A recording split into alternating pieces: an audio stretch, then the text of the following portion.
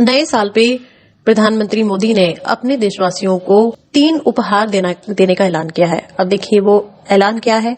Omicron खतरे के बीच PM Modi के 3 बड़े ऐलान हैं। उनमें से पहला है कि अगले साल 3 जनवरी से 15 से 18 आयु के बीच के किशोरों को कोरोना वैक्सीन लगाई जाएगी। इसके अलावा 10 जनवरी से हेल्थ वर्कर और फ्रंटलाइन वर्कर को एहतियात के तौर पर बूस्टर डोज दी जाएगी। हालांकि पीएम मोदी ने बूस्टर डोज का जिक्र न करते हुए इसे प्रिकॉशन डोज का नाम दिया है। तीसरा ऐलान है कि अन्य गंभीर बीमारियों से ग्रसित 60 वर्ष की आयु से ऊपर के लोग भी डॉक्टर की सलाह पर प्रिकॉशन डोज ले सकते हैं। ओमिक्रॉन के मामलों में लगातार बढ़ोतरी हो रही है और बहुत जल्दी से ये आंकड़ा बढ़ता जा रहा है। इसको देखकर ये ऐलान किए गए हैं। इसके अलावा दिल्ली सरकार ने भी बहुत से ऐलान किए हैं। उन्होंने बहुत जगह पर पाबंदियां लगा दी है और लॉकडाउन जैसे हालात बनने जा रहे हैं। कोरोना संक्रमण के तेजी से बढ़ते मामलों के साथ दिल्ली पहले चरण की पाबंदियों की ओर बढ़ रही है। बीते 2 दिनों में दिल्ली में संक्रमण दर दोगुनी बढ़कर 0.43% तक पहुंच गई है। अगर अगले 2 दिन यही स्थिति रही तो संक्रमण दर 0.5% तक पहुंच गई तो दिल्ली में नाइट कर्फ्यू लागू होगा। बाजार से लेकर मॉल तक सम विषम के आधार पर रात 8 बजे तक ही खुलेंगे। इसके साथ ही मेट्रो भी अब 50% की क्षमता से ही चलेगी। स्कूल, सिनेमाघर, मल्टीप्लेक्स, थिएटर, सम्मेलन कक्ष, banquet hall, spa and wellness clinic and योग संस्थान व जिम पूरी तरह से बंद होंगे। कोरोना की दहशत से जैसे तैसे लोग उबरना शुरू हुए थे, मास्क हटने लगे थे, पोस्टपोन प्रोग्राम्स दोबारा से होने लगे थे। कोरोना की दूसरी लहर के 7 महीने बाद दुनिया भर में नए खतरे ने दस्तक दे दी है। कोरोना के वेरिएंट ओमिक्रॉन को लेकर भय की स्थिति बनी हुई है। आंकड़ा आप देख ही सकते हैं, डेली बढ़े जा रहा है और लोग बहुत ज्यादा डरे हुए हैं। लोगों से ज्यादा सरकार डरी हुई है। अब आप समझ सकते हैं कि 2 गज की दूरी हो गई है बहुत जरूरी। अब जानते हैं कि ओमिक्रॉन के लक्षण क्या हैं। क्या ओमिक्रॉन के लक्षण डेल्टा की तरह ही हैं या कुछ अलग हैं? देखिए इसके लक्षण किस तरीके से अलग हैं।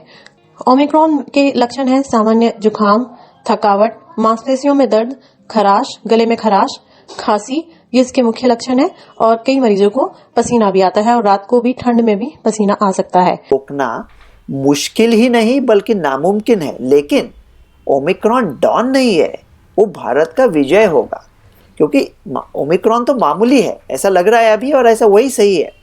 लेकिन सरकारें डरी हुई है पूरे विश्व की, और उनका डर भी जायज़ है। वो सोच रहे हैं कि ये मामूली भी होगा। मतलब अगर पाकिस्तान के किसी बल्लेबाज ने एक सिंगल ले ली तो वो मामूली है, लेकिन ऐसे 100 सिंगल्स उसने ले लिए तो सेंचुरी हो गई। तो अगर ओमिक्रॉन मामूली भी है लेकिन काफ़ी इतने हद तक फैलता है कि थोड़े भी केसेस उसने लाए तो भी काफ़ी हॉस्पिटलाइजेशन बढ़ जाएंगे, इसलिए सरकारें डर रही थी। लेकिन मेरा मानना क्या था, अभी डेल्टा के इतने केसेस है, अभी डेल्टा के 7,000 से भी ज़्यादा केसेस आए इंडिया में। अभी डेल्टा की गिनती कौन करता है? डेल्टा भी इन्फेक्शियस था ना, उसका ट्रेसिंग करे तो कैसे करे? अगर बम्बई में कोई बस कंडक्टर है, उसको डेल्टा हुआ है, तो क्या आपने कितने लोगों को टिकट दे दिया? 3,000। तो क्या वो 3,000 लोगों को जाके ढूंढोगे? अबे ऐसा किया तो एक दिन में आधा नेशन क्वारंटाइन में होगा, आधा आइसोलेशन में और इकोनॉमी डब्बे में। और ये ओमिक्रॉन तो डेल्टा से भी ज़्यादा संसर्गजन्य है। तो अगर ऐसा है तो कैसा हम लोग ट्रेस करेंगे उसको? जब तक टेस्ट का रिजल्ट आएगा तब तक वो जिनको देना है वो दे चुका होगा। इसलिए मैं कह रहा हूँ जिनको लक्षण है उनको ही टेस्ट करो। नहीं करनी है, क्योंकि ये सबको विदित था कि कभी भी ये वायरस म्यूटेट होकर वापस आ सकता है। म्यूटेशन इसको माइल्डर, लेस इन्फेक्शियस भी बना सकता है, और म्यूटेशन इसको स्ट्रॉन्गर, मोर इन्फेक्शियस और मोर लीथल भी बना सकता है।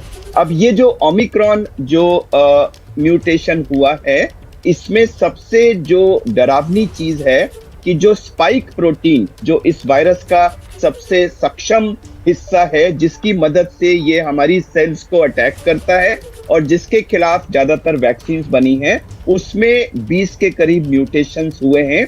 यानी इसने अपनी स्पाइक प्रोटीन का जो स्ट्रक्चर है उसे चेंज कर लिया है। अब इसमें 4 चीजें मूल होती हैं।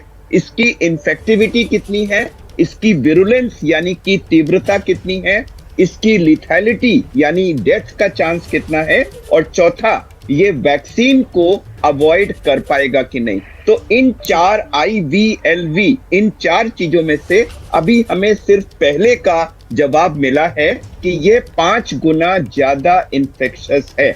दूसरा, विरुलेंस के बारे में इनिशियल रिपोर्ट्स ये कहती हैं कि शायद, मैं रिपीट करूंगा, शायद यह कम इन्फेक्शस है, लेकिन मैं ये भी कहूंगा कि अभी बहुत अर्ली है इसके बारे में कुछ भी कहना। और तीसरा, यानी लिथैलिटी कितनी है और वैक्सीन को ये अवॉइड कर पाएगा कि नहीं, इन सभी सवालों का फाइनल जवाब अभी आना बाकी है। तो कुल मिला के यह एक खतरा जरूर है, लेकिन पैनिक की जरूरत बिल्कुल नहीं है। अभी आपने सुना कि हमारे डॉक्टर्स का ओमिक्रॉन को लेकर क्या कहना है। डॉक्टर्स ये कहना चाहते हैं कि डरने की जरूरत नहीं है, पैनिक लेने की जरूरत नहीं है, लेकिन जरूरत है सतर्क रहने की। जी हाँ, सतर्क रखें, अपना ध्यान रखें, अपने स्वास्थ्य का ध्यान रखें, वैक्सीनेशन लें, मास्क पहने, कोविड गाइडलाइंस को फॉलो करें और हमेशा ध्यान रखें 2 गज की दूरी, मास्क है जरूरी।